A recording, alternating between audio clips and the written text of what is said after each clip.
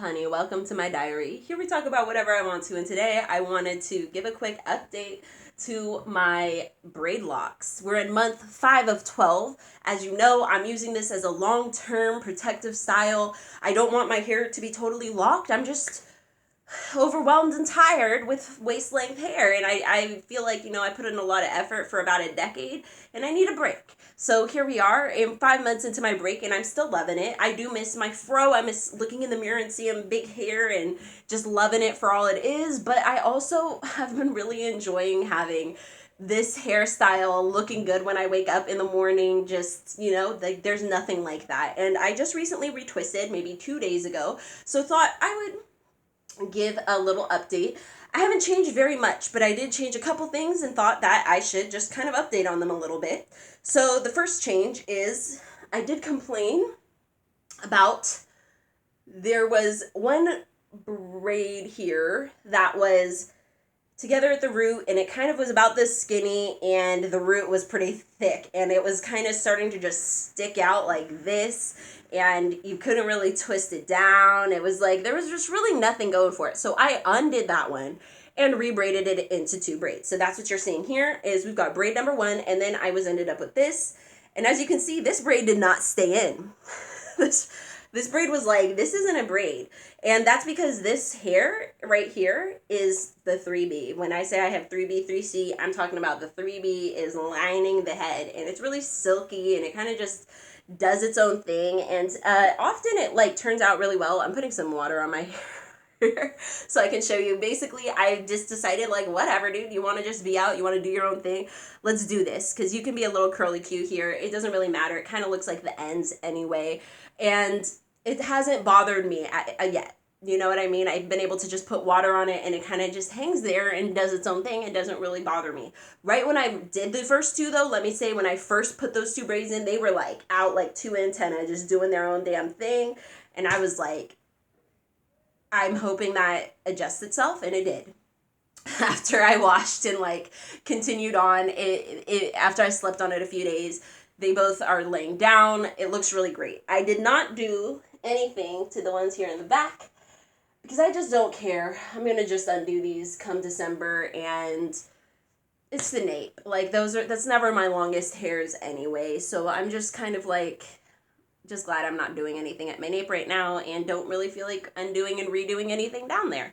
So that's that.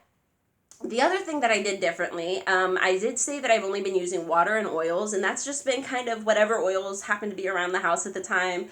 That could be jojoba. There's been coconut around. I've even used vegetable oil on my hair before, and it works great. Y'all, vegetable oil is super cheap, and people dismiss it because they think it's just for cooking, but it's just vegetables. That's all olives are, right? That's all any of the avocados in them and like all those other types of things is just vegetables and fruit seeds being pressed for oils, and these oils kind of work the same generally if you're poor, if you're just trying to use what you have, it works fine. So I always pour a little of my vegetable oil out to just keep, just in case I run out of other oils, which seems to be a wise idea as these grocery stores are struggling to upkeep themselves, etc. It seems like I was on the right track there.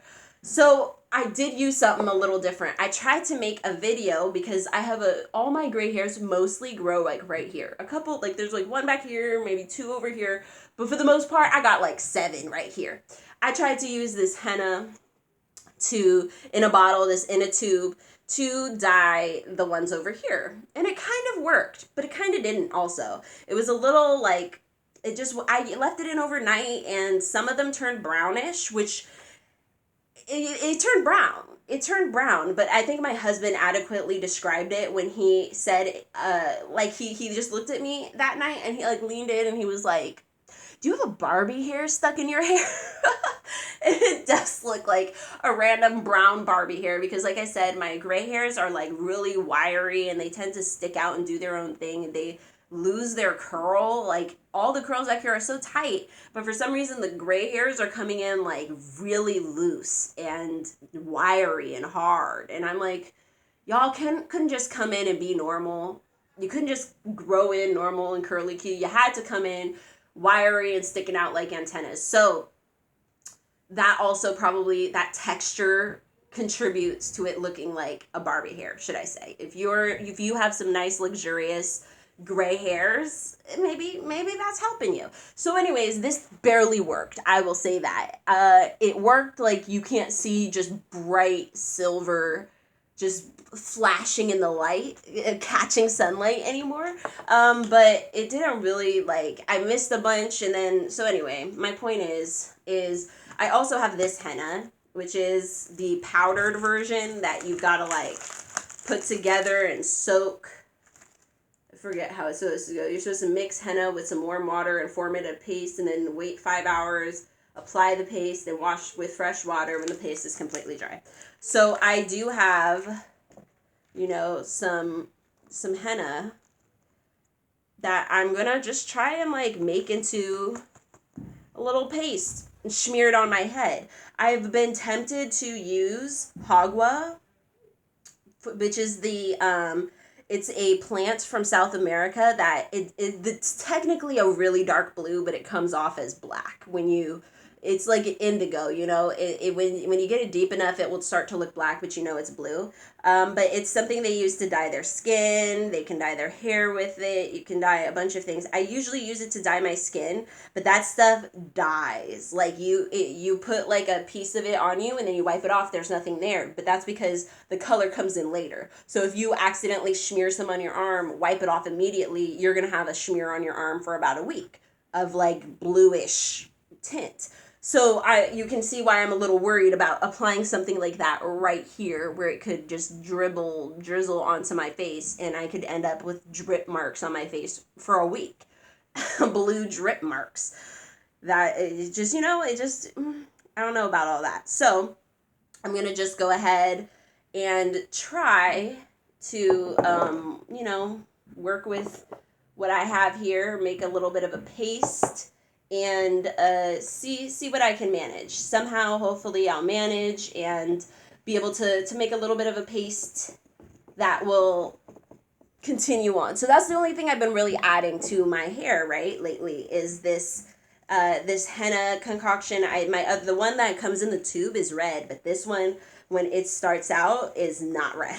It's like this brownish color. So we're gonna leave this for a few hours, and I will come back to it and attempt to put it on my head and yeah, get some more of these hairs. So I'm gonna just try and saturate right all through the house, and then we'll rinse, we'll lean back, we'll rinse, and I'll show you all how that ends up turning out later. So this needs to sit for like 5 hours, and I'll get some gloves to utilize, but I did already use henna on my hair. That's the only thing I've used. It did kind of work. It's dulled down the brightness of them, but I just don't think it looks very good. It's very weird, dullish red color, exactly like a janky Barbie from the 90s, exactly.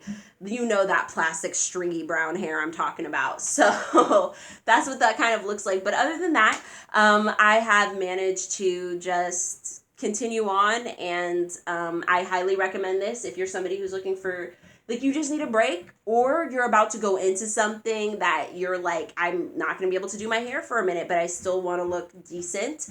You might want to just put some braids in and start hustling, you know what I mean? Like, start doing what you need to do and not worry about your hair all the time, especially if you can't afford a weave, you can't afford extensions, you can't afford wigs.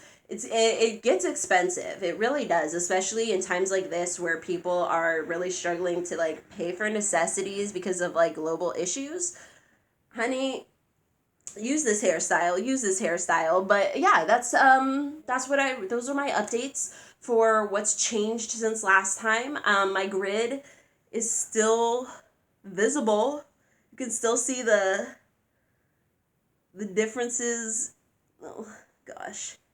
You can still see the difference between each of them. So I think I'm doing pretty decent on that.